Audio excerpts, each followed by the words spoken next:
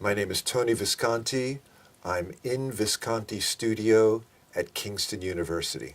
I grew up in Brooklyn, New York, which is just a stone's throw from Manhattan, where all the studios were at the time. It was very hard to break in to that world. It was a very closed world.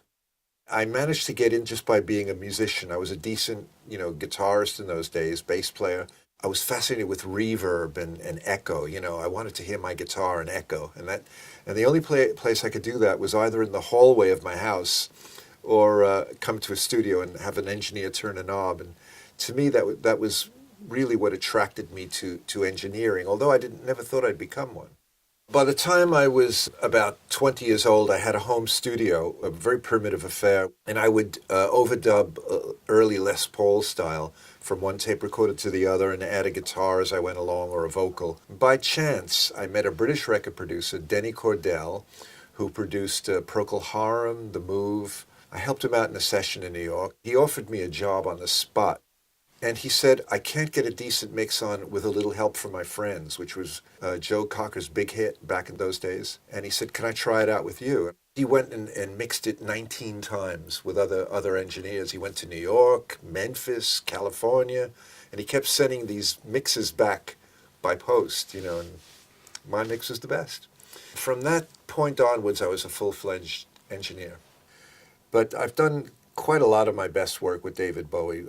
Like another album is Scary Monsters. I'm really proud of that. The sound of Low and Heroes, they were very different from what other people were making. And my T-Rex stuff, I'm really proud of. I'm officially a professor of Kingston University now. Having lived here for 22 years, I thought, this is a wonderful reconnection with Great Britain and London, and I'm really honored that they chose to do this. We did 2 tracks in this room, and I was surrounded by students who were both helping and observing. And I shall be doing this about 4 times a year. It's really fantastic. I never thought I would ever do this in my career.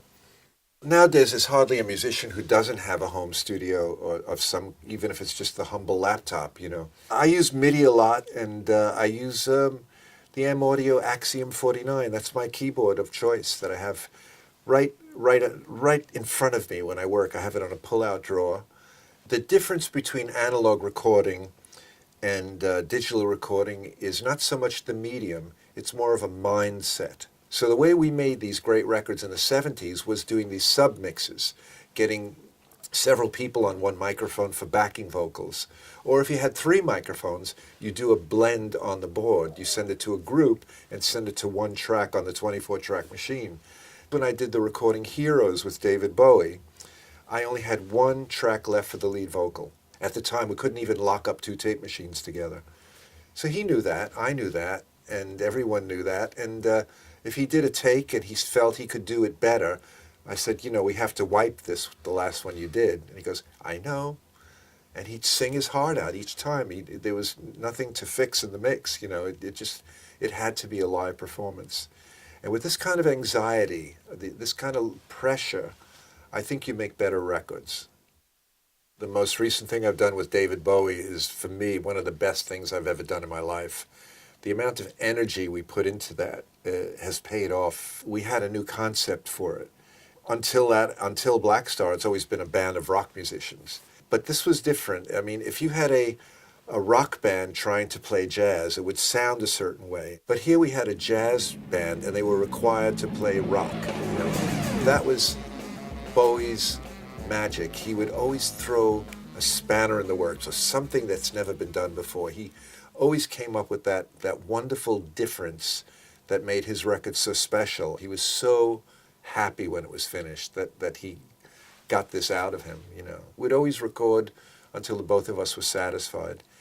I count my blessings because he picked me 4 times, the last 4 times. But David's always been an old friend. I've known David Bowie 48 years. We would have, if we didn't make records together, we would have had lunch together.